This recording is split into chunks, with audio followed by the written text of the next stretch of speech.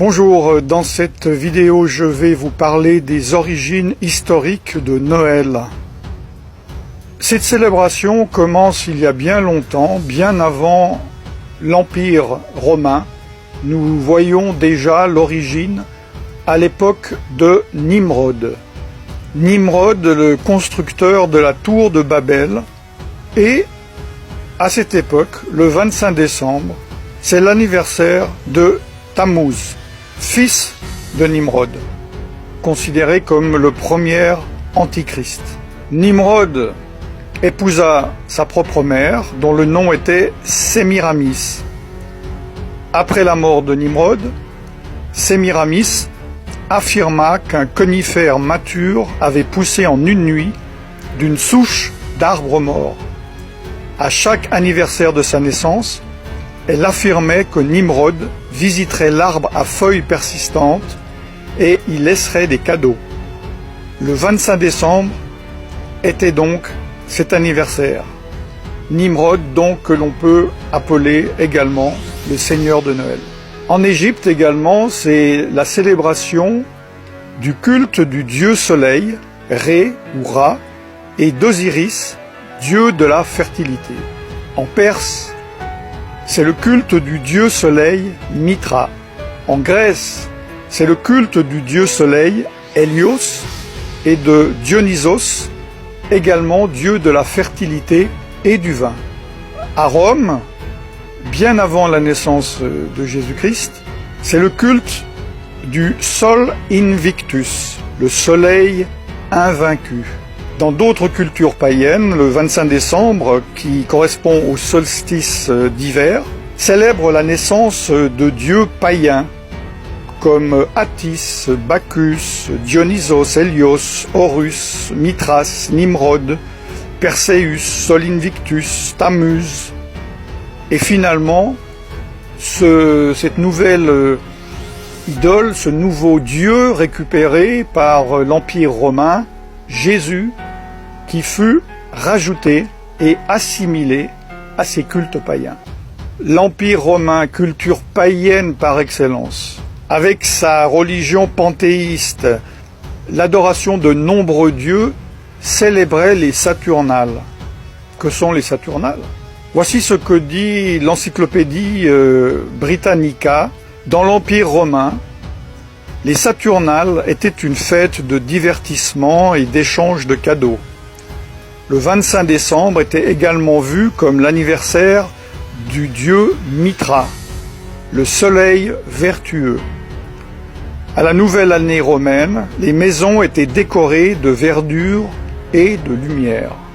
Ces Saturnales étaient en l'honneur du dieu Saturne. C'est une divinité, une des divinités romaines, et de peur d'être détrôné par l'un de ses enfants, il dévora chacun d'eux à leur naissance. Il préside la période qui précède le solstice d'hiver, celle donc des Saturnales. Pendant le reste de l'année, c'est un Deus Otiosus, un dieu en sommeil, dont la statue est liée par des bandelettes, dont on ne le libère qu'au moment des Saturnales. Il a été assimilé par les anciens au titan grec Chronos, le dieu du temps. Saturne est un impulseur de biens, aspect que l'on retrouve dans les réjouissances et les cadeaux des Saturnales, des fêtes de divertissement et d'échange de cadeaux. Ces Saturnales étaient considérées comme joyeuses, car elles étaient pratiquées dans l'ivronnerie et la débauche. À la nouvelle année romaine, les maisons étaient décorées de verdure et de lumière. La nouvelle religion romaine, fraîchement créée par l'empereur romain Constantin, a mélangé les pratiques et les croyances de la Bible avec celles occultes de son empire, et il a adopté et adapté cette fête païenne. Cela s'appelle le syncrétisme. On m'a demandé des faits. Ce que je viens vous dire sont des faits. Voici d'autres faits. Noël, par exemple, a été illégal aux États-Unis d'Amérique jusqu'au XIXe siècle, étant considéré comme elle est, c'est-à-dire une ancienne fête païenne. Vous pouvez voir sur le panneau en anglais que je traduis « Avertissement public », l'observation de Noël ayant été jugé comme un sacrilège, l'échange de cadeaux, de célébrations, l'habillement fin et d'autres pratiques sataniques similaires sont interdites. Autre fait, au XIXe siècle, en Grande-Bretagne, Charles Spurgeon, surnommé le prince des prêcheurs, une personne appréciée par tous les protestants, les évangéliques et les pentecôtistes. C'est une référence dans ce milieu. C'est moi je dirais, un revivaliste avant son temps.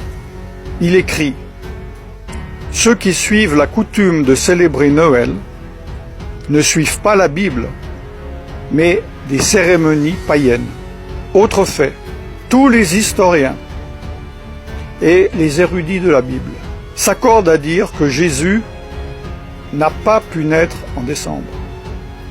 Il faisait trop froid en hiver, pour différentes raisons que j'ai déjà données dans d'autres vidéos. Plusieurs supposent qu'il soit né au début d'automne.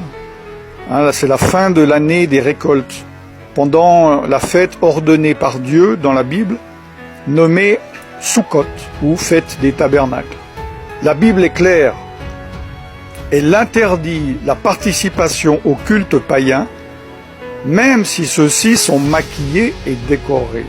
Jérémie 10, 2 dit « N'apprenez point les façons de faire des païens. » Jésus lui-même a dit « Vous ignorez la loi de Dieu et observez la tradition des hommes. » Dans Marc chapitre 7, verset 8.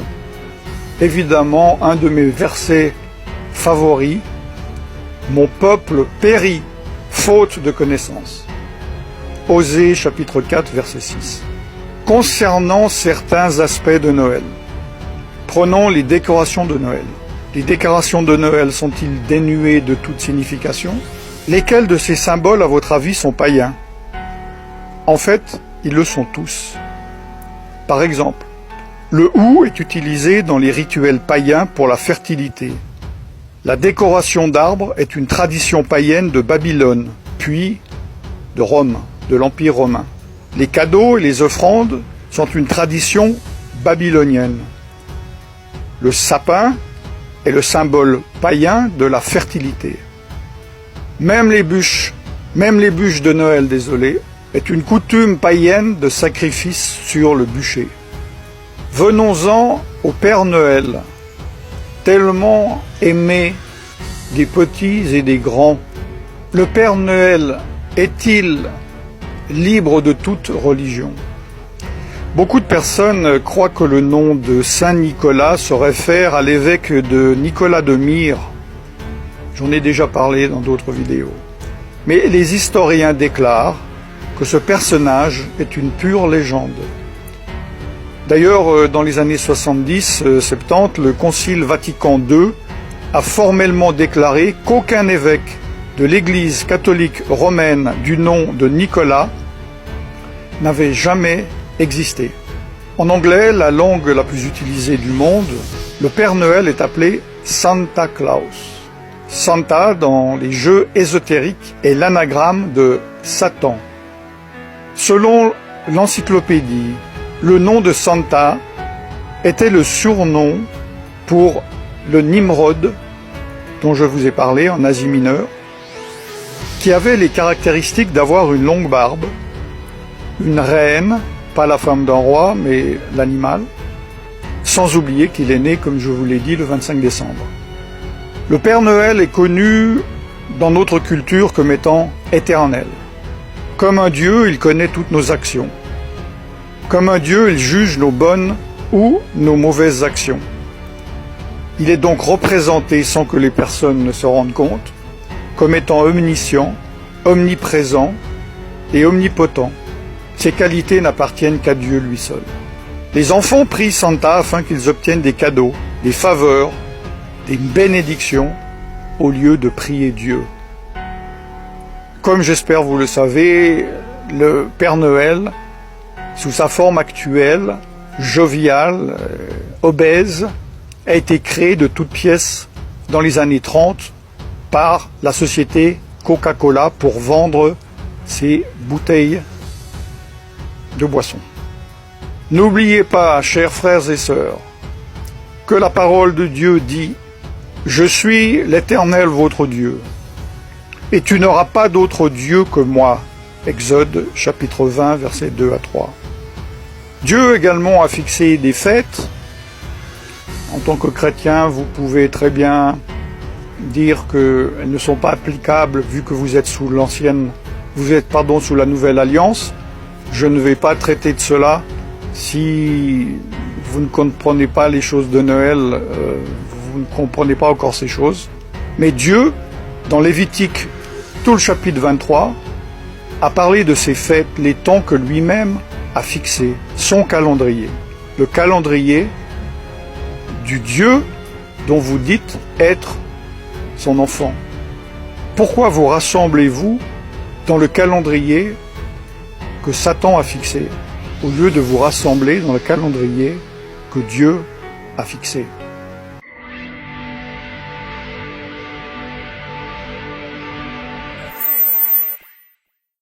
Je vous laisse méditer là-dessus. À partir de ce jour, vous ne pourrez plus dire que vous ne saviez pas. Prenez vos responsabilités, priez et faites votre choix d'obéir à Dieu, de désobéir à Dieu, d'être bouillant, d'être froid ou d'être tiède. N'oubliez pas que Jésus vomira les tièdes de sa bouche. Je ne vous souhaite donc pas un joyeux Noël. Par contre, je vous bénis dans le nom tout-puissant de Yeshua Mashiach, Jésus-Christ de Nazareth, le Fils de Dieu, et je vous dis à très bientôt. Shalom.